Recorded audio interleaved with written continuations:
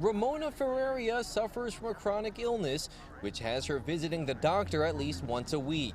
The Mont Haven resident relies heavily on the BX119 bus to get around, but it's a mode of transportation that has only caused her more stress. I'm arriving on a bus that is not being run adequately and that is making me wait an unbelievable amount of time to get a service that should be a bare minimum for New Yorkers. Ferreria's commuting headache isn't unique in the Bronx, where 600,000 residents hop on a bus at some point in their day.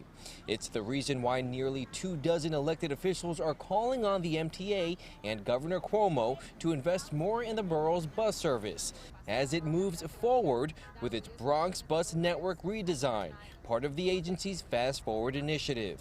We believe that there needs to be a meaningful financial investment in this. Officials are taking issue with the agency's draft of the plan, which is described as cost neutral. They're demanding more money be invested in the borough, which, according to the state comptroller, is not only the fastest growing county in the state, but also the poorest. If you are looking at communities of color, communities of lower income, and how they are allocating funds, we have to take a serious look at how these things are done. Right now, the plan as it stands is a reshuffling of resources, and it does not solve the core issue or will provide Bronx riders with more reliable or frequent service. The MTA, which unveiled a draft of its bus redesign plan back in June, has said they are trying to do the most while sticking to a budget.